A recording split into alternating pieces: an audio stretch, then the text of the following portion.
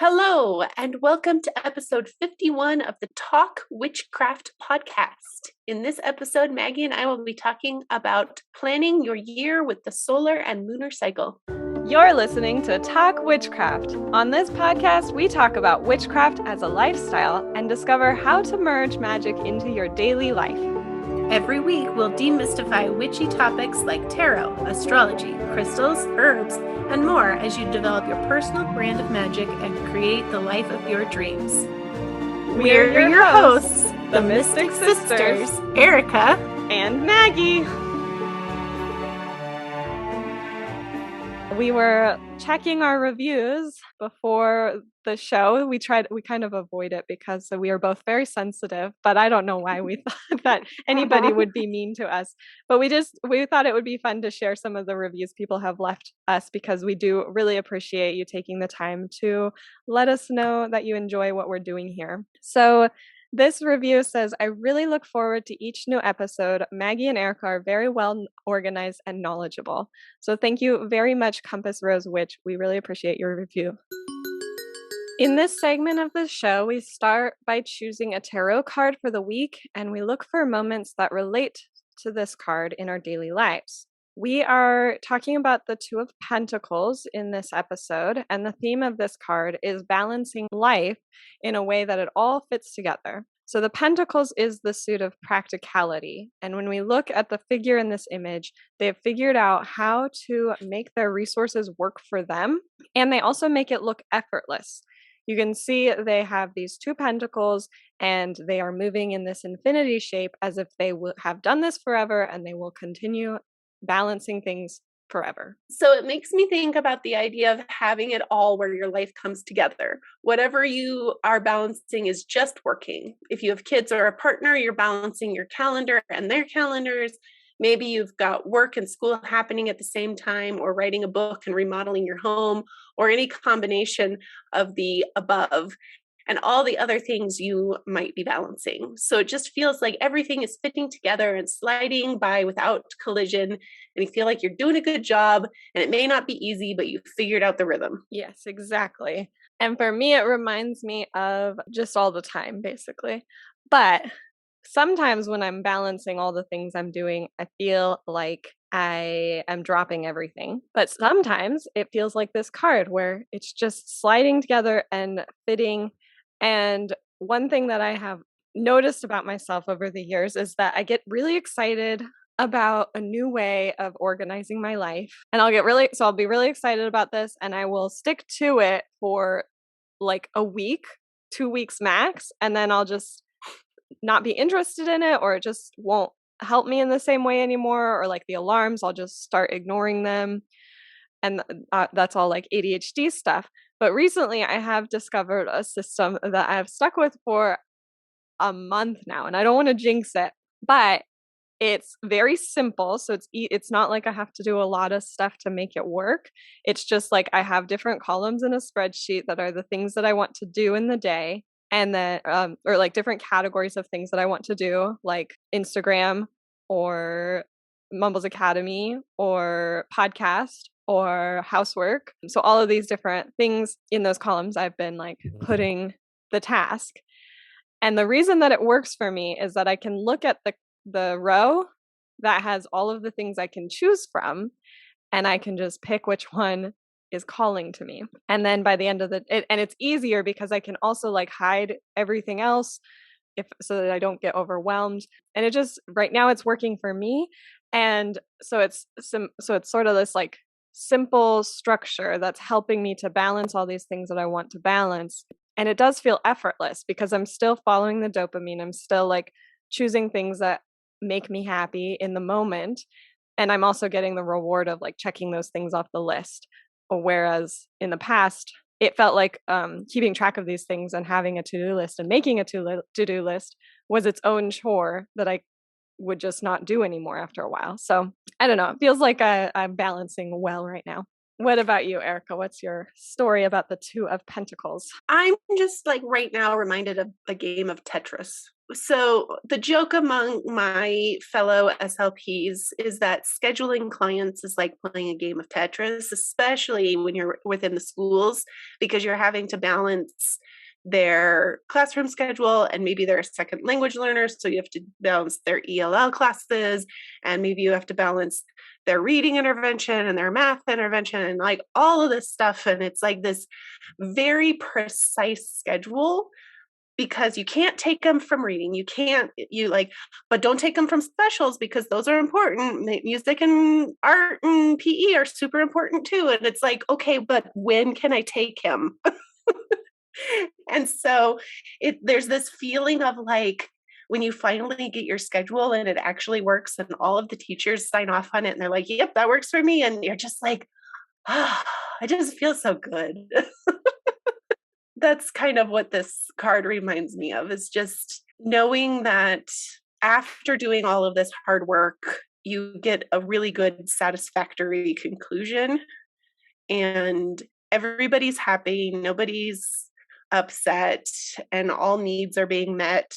Yeah, I think that the key is like you put in that effort. Like this person in the picture, he didn't just like pick up these balls and start juggling without practice, like it takes effort to learn how to do that and to figure out what works. So like putting in the effort and then getting the reward of like being able to do the thing.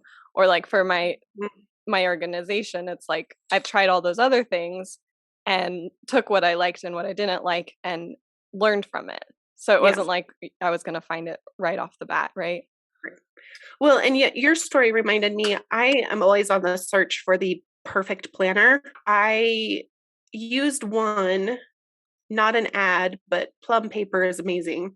I've used them for years. Like they are just my go-to planner. And this last year, I kind of branched out with different layouts. I had all these add ons, like there were coloring pages and budgeting pages and self reflection and workout and just like all of these additions. And I never did any of those extras, and the layouts didn't quite work. So then I tried a different planner, and that one didn't work at all. I used it for like a week and I was like, nope, not right. So I ordered a new one from Plum Paper.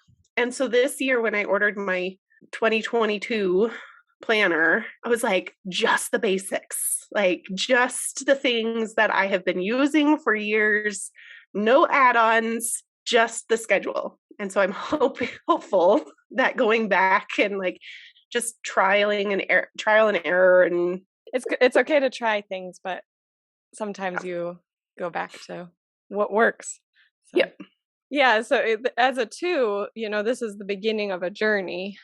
So, and it's like the foundations of what's coming next. So he's like learning. He's not an expert. He's still like figuring things out. But it's the small moments of satisfaction, like the small wins of this thing works right now. Mm-hmm. Yeah.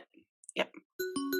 As Erica said at the beginning, we are talking about planning using the sun and the moon. In this episode, we're going to walk you through the planner that I have created for Mumbles Academy in the past. It's been a while since we've used it. I still use it personally, and I plan to bring it back at some point. So we'll talk about the Be Do Have idea, which isn't something I made up. It's something that I found from something. I can't remember. But a lot of people do this. So we'll start by talking about that in terms of your bigger goals in life. And then we're going to go into the quarterly planning using SMART goals, which is a common and popular method for setting goals. So those 2 things are kind of aligned with like solar energy. And then we're going to talk more about the lunar energy and the internal work associated with goal planning. So Erica, do you want to tell us what Be Do Have is? Yeah. So Be Do Have are a way to think about your overarching goals for what you want to be as a person, what you want to do in your life, and the tangible things that you want to have in your life. For the B section, this is the part that you are thinking about what you want to be, what you are, all of the things that you dream about doing, wish for, and desire to be. It's a state, the state of being. Right, because we are human beings. And I do think it's important that as we talk about planning these things out and using these exercises to think about who you want to be, the version of yourself that you want to be, that's about becoming something in the future. But it doesn't mean that who you are right now is not worthy of things, isn't enough. Who you are right now is enough. And you are also worthy of being anybody that you want to be. And that might be the person that you are now. So it might be about maintaining the being that you are, and it might be about becoming who you want to be. So, what about the do section? The do section is all of the things that you want to do in your life, the actions you want to take, the overarching goals, the lifetime goals, the things that you want to do. If you want to travel, if you want to do fun family things and go to different and see different experiences. So those are all of the do's. Right, because you can do anything, I mean, to some extent. But the main point of planning out the things that you want to do is because you really only have one life. We all have one lifetime in which to do the things that will bring us joy and will make our life fulfilling. So there's the saying, carpe diem, seize the day, the modern YOLO, you only live once. So that's what you're thinking about is what do you want to do that's going to bring you joy during this one life that you have to live? And what about the have section? And then your haves are the things that you want to have in your life. So do you want to have nice clothing? Do you want to have an awesome car, or all of these the things that you want to have? And there's nothing wrong with, wanting to have things. This is sort of fun to think about the things that you want to have. We are physical beings, and there are physical things that we need to have, and then there's physical things that we want to have. And so, making a plan about what you want to have can help you to take the right steps that will get you to having those things. So, we'll just give you some thought prompts or journal prompts to help you get the wheels turning surrounding these types of topics. So, as Erica mentioned, the B section is the person that you want to be, the role you want to fill, who you want to be to other people in your life. So, you might ask yourself, like, what type of person am I? And listing your values, the things that are important to you, your core values that sort of define who you are. And then you could also think about inspirational people, people that you want to be like. So, famous people that you've never met or people that you know personally who inspire you to be a better person in your life. And then another thing to think about is like your identities. So, if you want to be a doctor and you want people to like think of you in that way, that is one of your identities. If you identify as a mother or a sister or a daughter, or your familiar relationships, a wife. Obviously, I'm using gendered terms, but I'm just thinking about it in terms of myself as a woman. But if you're a male identifying person here, then a father, a son, a brother, or a husband. But also things like I mentioned, doctor or other professions, or things that are your hobbies. So if you are a sword collector or things like that. And then finally, your style. So this is the way that you present yourself to the world, and the way that you decorate your home, the fashion that you wear, whether you're modern or you are sort of classic or eclectic or anything, whatever your style is. The do's, you want to start by writing down 3 things that you want to do in this year. And keep in mind, like, this is just an example. So if a year feels too long, you can shorten it, or if it feels too short, you can lengthen it. So that can be anything, whatever you want to accomplish, the action going forward. And after you do that, you will want to write down some resources that can help you. So, a teacher or a friend, or if it's some sort of witchy accomplishment you want to look at completing, you could always go to Mumble's Academy. So, anything that will help you accomplish this task. And then think about what you do with your time, energy, and money that is in service of others, like volunteering or donating money or clothes, cooking with your family. And then the last thing that you'll write about is what do you do with your time, energy, and money that is in service to yourself? So, what are your self-care things? Do you take a bath every week? Do you have a standing appointment at a hairdresser or with the masseuse? What are the things that you do to take care of yourself? These questions are about not only the things that you already do, but also the things that you are planning to because you want to do them. You want to be a person who does these things. And then the final category of be do have is have. And so that is, like Erica said, what you want to have. And so this is the things that you own, the things that you have in your home, the car or the bike that you use for transportation, the electronics that you have, if you want the latest phone model, or if you have a game that you've been wanting, or a certain book, like all of there's really no rules or anything about that, but just listing everything that you wish that you had or you want to have or that you need to have. This is your time to reach for the stars and say, I want all of the things. Yes. And, your list might not be full of luxury items or anything like that. You might say you want to have a small garden or something like that. Like it's really individual and what is valuable to you. So it's basically a list of things that are valuable to you that you want to have. The way that I use the be do have list is I like to do it once a year. And so that's kind of why we're talking about it right before the new year. But I also revisit it quarterly, like usually on Yule, on Astra, on Letha, and then on Mabon. And so, you might want to start here. And then as things change, Erica mentioned that you start with this year long thinking about what you want what you want to have done in the next year. As things change, you can update that quarterly. And then another way that I like to think about this with the seasons, our podcast is structured around the zodiac seasons. We talked about that last week in the Capricorn episode, how it's structured, and if you've listened to previous How to Make the Most of This Season episodes. But each of these zodiac seasons has unique energy, and you can focus on that energy as you go through the year. And by the end of the year, you'll have a pretty well-rounded life, having focused on each of these individual things. So for example, Aries is sort of associated with the self, kind of thinking about like what lifestyle you have and how you want to live your life. Taurus could be your finances season. Gemini could be the season you focus on developing your skills. So all of these different zodiac seasons can help to give you focus on these different areas of your life.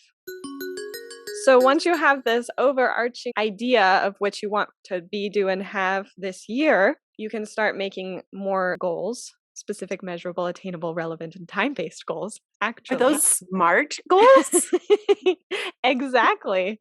And just in case that's trigger warning for SMART goals. A lot of companies, I know I use these in the schools. Sometimes that SMART goal word is a little bit like, I don't want to make a SMART goal, but they actually are very helpful and will teach you how to make them more fun for you. Yes. So we'll go through this acronym. In case you didn't catch it, I did go through it very quickly. We'll go through each letter in the acronym of SMART. And the whole reason for this is that it's just going to help you be really clear with the goals that you want. And that's really important for setting intentions as well, is to be clear about what you want so that you actually are moving towards the thing that you want and not something that's sort of related or, sort of like what you want. We're in Capricorn season right now. So Capricorn is kind of about career. So let's make a goal. We want to get a promotion in our job this year. S stands for specific. So specific means stating what it is that you want. I want a promotion. I want a raise. I want something related to my job. M stands for measurable, which means that you understand what it means when you succeed, when you achieve this goal. So usually this is a number because that's measurable. So for example, I will be making this amount of money. It could also be like a feeling that you will have, like comfortable public speaking or capable of doing the job that you want to be promoted to, or I want to have this title. I mean, that's Yeah, measurable I as want to have this successful. title. Yeah. I want to be promoted to this title. Yes. The A in SMART is for attainable, which means that you believe it's possible for you to achieve this goal. Do you believe that it is possible for you to be promoted in this year? Have you been working hard at your job and it's something that is attainable? And, doing the be do have exercise that we talked about previously, that's about being really, letting your wildest dreams out and whatever you want to be, do, and have in your life. Sometimes those things that you might write about there might not feel attainable, which means you kind of want to scale them down to the different milestones in between where you are now and that bigger goal that you have. So making it attainable is kind of just like sometimes making it smaller than your big overarching goal. R is for relevant, and that means that it is aligned with your life path, what you want to see in your life. And so this one's probably the easiest with SMART goals because of doing the be do have exercise. Once you've done that, you already know that whatever is on that be do have journaling or whatever you do to help you with that, then you know it's relevant because you've already determined that it's something that you actually want. And the T is for time based. So it just puts a time constraint on it. When would it be good for this to have happened by? Sometimes we don't have control over when these manifestations will show up. So it's a good idea to have a sense of that time frame. So if you want a promotion by March, or I want a promotion by October, like maybe it's going to take some time to get you where you need to be to get that promotion. But, I want it at least within this year. One thing that I like to do with these SMART goals is to sort of calibrate them. And I use my tarot cards to help me with this. I'll maybe set out like 2 or 3 different goals using these guidelines. And one is sort of a stretch goal that's like, maybe I don't actually believe it's attainable, but if it happened, that'd be incredible. And one is like really easy, like I could definitely just do it tomorrow and I don't even probably have to use magic for this. And then somewhere in the middle is the SMART goal. Then I just choose a tarot card for each of those 3 goals and see which one is most aligned with what I need. The next part of this goal planning exercise is to think about how it will feel to achieve this SMART goal. So think about this in terms of your emotions and as well as your 5 senses. How will your life change? What will you experience physically as a result? Yes. So this is an exercise in visualization. What does your life look like, sound like, smell like, taste like, touch like when you've achieved this goal? And what emotion do you associate with this goal? Hopefully, elation. Maybe relief. Yeah, Maybe relief would I guess not all goals are, because sometimes your goal might be like to clean out your aunt's hoard house. yeah. That wouldn't, that wouldn't be it would be a sense of accomplishment. It would be done. It would feel relief, but it's not necessarily like this joyful celebratory goal. Right. Or if your goal is like leave an unhealthy relationship or get out of a toxic work situation, that would be more like a relief situation. But so once you have that feeling in mind, the senses and the emotions, you're going to break down your goal even further. So you'll have your SMART goal that you'll break into smaller stepping stones.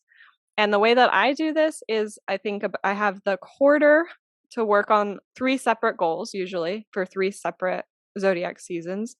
And so I would have one goal that I would break down into 4 separate weeks. And so I try to do like 4 stepping stones that are needed to get to that goal. So with the example of a new career, getting a promotion, some of those steps might involve, really showing that you are deserving of this promotion, maybe stepping it up a notch at work or getting a specific skill that is required for that promotion. If you need a certification or if you need a degree, like maybe the goal won't be accomplished within this quarter or within, but you would need to like complete a university program or something like that. So figuring out what those steps are and writing those down. After you think about the big steps, you can think about the little steps that are involved for completing the big steps. So maybe your big step is that you need to complete a college course to get the certification. So the little steps would be to find out what financial aid you need, or find out like actually enroll in the class, and all of that, those things that entail getting that course. Right. So if your big step is going to take a week, you have 7 days. So you can have like 7 steps involved in the bigger step. And then another thing to consider is the habits associated with this goal. I distinguish things between a habit and a ritual. And so a habit is something that you do without thinking. So a lot of people, brushing your teeth is just something you do every morning, and you don't really have to think about it and make yourself do that. In that way, a habit that's associated with this goal that you have might be something that you would add on to that habit of brushing your teeth. So something you can add to your morning routine or your evening routine that's going to support you in that goal. If you are enrolling in a college course or a university course, you might need to set aside a certain amount of time. Maybe it's an online course. So each night before bed, after you get home from your job, you set aside that time as a habit of completing the coursework that you need to do. So Maggie talked a little bit about the habits. So a ritual is something that is done with intention that might not be repeated over and over again. So the ritual of signing up for the course might be something that you have to schedule into your day to make sure you complete, or maybe you need to contact the professor, or something that is not, that you have to do with thinking as opposed to without thinking. And that you can incorporate magic into that as well, or more ritualistic elements, like when you call that professor to inquire about the course, lighting a candle that's going to give you confidence, or whatever you need for making that call. And now a word from our sponsor. Do you have a library of witch books but can never find the information you need when you actually need it? Have you taken several trainings to develop your witchcraft skills but don't know where the notes are? Do you know there are times to perform certain magical activities, but you can never remember what those times actually are? What you need is Griffin's Grand Grimoire.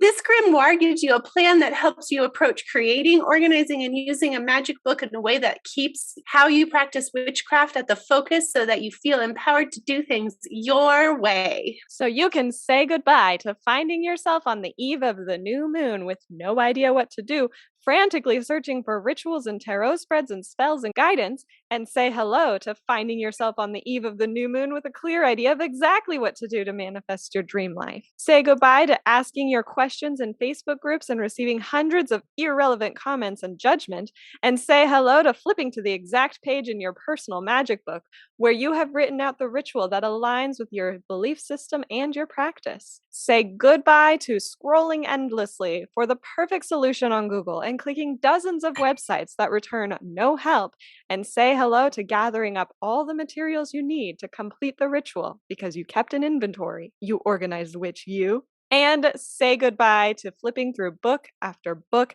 and finding only complicated procedures with a list of materials you've never even heard of. And say hello to giving yourself the space and time to connecting with your spiritual practice in a meaningful way. Griffin's Grand Grimoire. I love mine. And now back to your regularly scheduled programming. So looking at the SMART goals, I see that as sort of like solar energy. It's sort of external, the actions that you're taking. And we also want to consider the internal things that we need to do. And so that's more of like the lunar energy. The moon cycle is about, 29 days.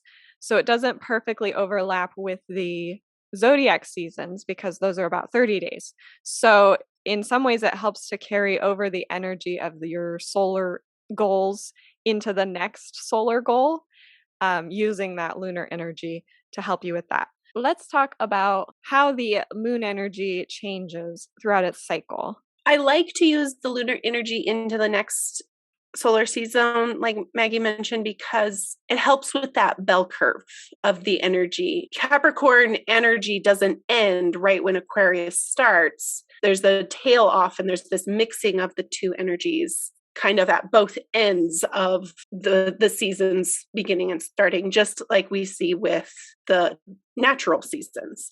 And so using these moon shifts can help us to tap into those mixes of energy so that we can draw from both the Capricorn and the Aquarius as we're moving through those two time periods. Yeah, and something about that too is when we talk about these tarot cards at the beginning of our episodes, the card that we talk about for the season episode is associated with both the one we're talking about and the previous. So for our previous episode with the Capricorn 5 ways to make the most of Capricorn season, we talked about the Queen of Pentacles, and she is mainly a Capricorn card, but she's also associated with Sagittarius because there is that mixing of energies between the two. And when we talk about the King of Swords for Aquarius season, there's an element of the Capricorn energy within that card. So all of these things relate. Yeah, so don't get stuck with I can only think about this during this season because that's when it represents. Like we're not thinking about jobs just in January, December, January, because we think we can use that energy to jumpstart something for our jobs, but we can carry that throughout all of the seasons to the end. Right, especially because, like, the example we used when we were talking about SMART goals, that goal that we were talking about, it's not super likely. I mean, depending on where you are in your career path, if you're at the beginning stages of trying to get that promotion, you probably won't be able to accomplish that within one zodiac season. So, like Erica said, it's like a jump starting of I am on my path to getting that promotion or whatever it is that you're working towards. You start it in Capricorn season and then carry it through because you don't want to give up just because it didn't get accomplished within those first 30 days of the season. Anyway, we going back to the moon. One way to look at the lunar cycle is to divide the 28 days into 4 quarters, which are approximately 7 days or a week. So the cycle begins with the new moon, and the first quarter is the time between the new moon and the waxing half moon. And the second quarter runs from there until the full moon. Those 2 quarters are about starting something and creating an intention, making literally a short-term goal. We have 14 days to work with here. So these are things that you can accomplish within a week or two, but you're using this energy of a new moon, of a new cycle to get something moving. And specifically internal work. So the moon is about what you can change within yourself, what you want to feel. So during this waxing half of the cycle from the new moon to the full moon, you're attracting the feelings and the emotions that you want that are associated with that goal that you're working towards with the solar energy. So taking little steps in this short, 14-day span, taking little steps toward feeling more joyful or feeling more relief or whatever the feeling is that you have associated with your goal, doing things that are going to help attract that to you. You're growing something. The new moon is getting fuller, more rich. The idea is growing in your head. You're pulling things to you that will help to make this thing happen. Exactly. To support you, to encourage you to continue towards that goal. And then the other half of that is the waning half. And so that's the third quarter of the lunar cycle is from the full moon to the quarter moon, the last quarter moon or the third quarter moon. And then that fourth quarter goes back to the new moon. So in this waning half of the cycle, the moon is getting smaller. Instead of attracting things and growing things, you're letting go of something. So you're letting go of the things that you felt like are obstacles or are limiting you, whether that's like a limiting belief, and specifically in relation to that goal again.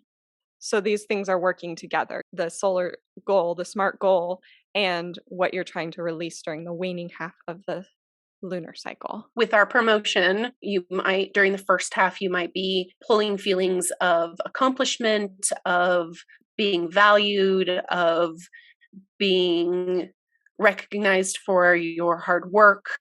And then as you're going into the dark moon, you're letting go of feeling incompetent or inadequate or lack of confidence, those kinds of things. This episode is brought to you by Slippery Elm.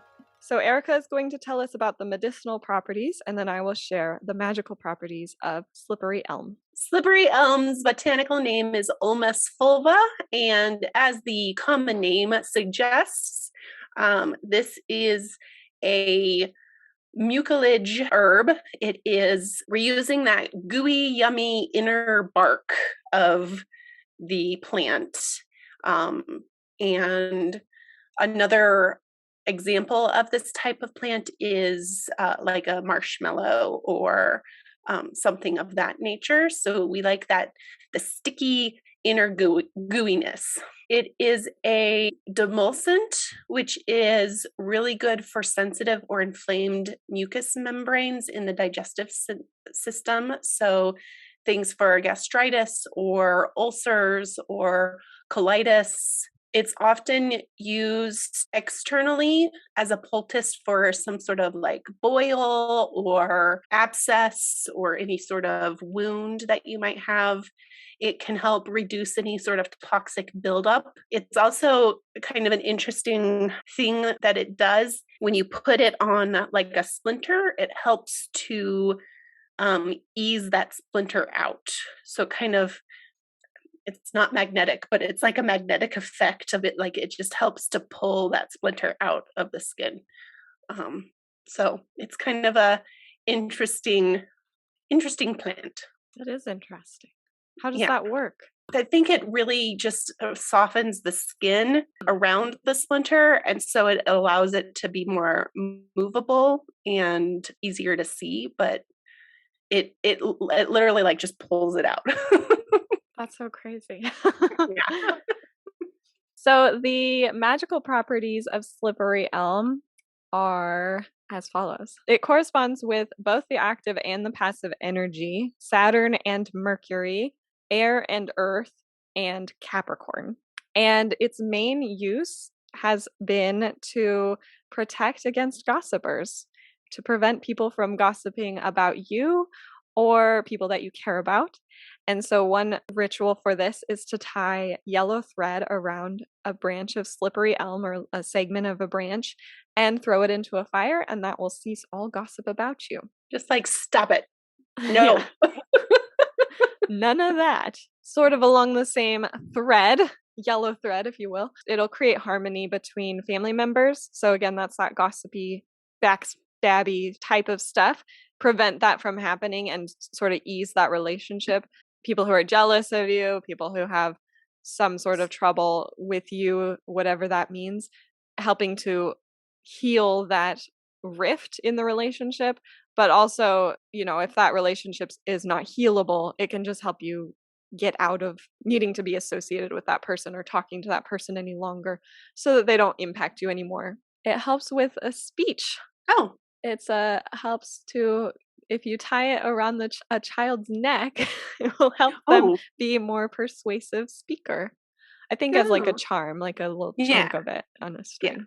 Yeah. I wonder if it has to do with gossip because of its like sticky, stringy nature. Yeah. Like a spider's web, you know, and like I just wonder, I always am interested in how these symbols came to be. I don't have that in front of me, but it seems like, you know, however the plant, that's how most people use it, is like the way that the plant is. Well, and you know, like the walnut, it looks like a brain, and so we associate it with brain function. Right. And it actually is associated with brain function. Like we are very connected with our natural world.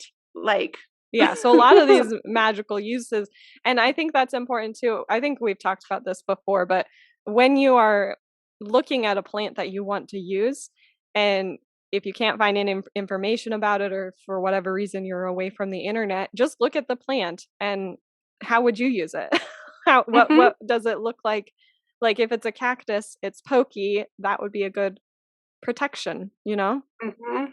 So just like connecting with nature in that way and sort of engaging with the plant. One of the first things that they do in my herbalism course is talking about actually looking at the plant before you even like read a book about it. Like what does the plant look like? How does it feel? What does it taste like? Obviously use caution with that because you don't want to accidentally poison yourself, but it really is about what it looks like. Yeah, And what your experience with it is, what it smells like and all of that stuff. mhm, Um, yeah. and with smell especially, like, that's so connected to, like, your memories and things like that. So what smell does it bring up for you? If you associate that smell with, like, your grandmother, you can use that either in communication with her if she's passed away, or like I've done that for Anna, or if it reminds you of, like, a really happy moment in your childhood, that plant could be used for bringing more happiness into your life or inviting more childlike experiences and whimsicalness. So, Mhm. all like we're telling you these things because I think it's helpful, but at the same time, like all of it is really based on what you experience and what you think it would be good for. Not the medicinal stuff. That's like set. But for magical uses, what your intuitive nudge about it, I think is just as powerful, if not more powerful. So next week we will be viewing our week through the lens of the Three of Pentacles. And if you have a story about the Three of Pentacles, please send us a voicemail to welisten@talkwitchcraft.com. And this card is all about skills, cooperation, teamwork, and planning.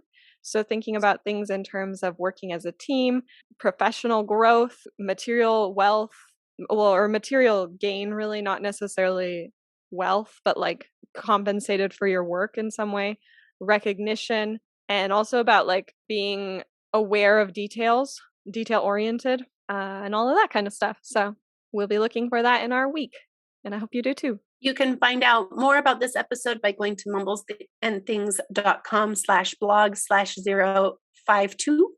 Join us next week when we talk about creating traditions and rituals. Make sure that you are subscribed so that you are notified about each new episode. And help other witches find this show by leaving us a 5-star review wherever you listen to podcasts. You can also find us on Instagram at Mumbles and Things. And if you have any other tips to add, tell us about it in the Talk Witchcraft forum in the Mumbles Academy community. And don't forget to share this episode with your witchy friends and followers. Thank you so much for listening. Bye-bye. Goodbye. Did you get FOMO? Come on. Is it Charlie? It's Charlie. Hi, Charlie. Say hi to Maggie. Look at that little squishy face. He was just laying on the other side of the couch, but because I was over there while we were doing our break. Yeah. Now he's like, wait, you moved.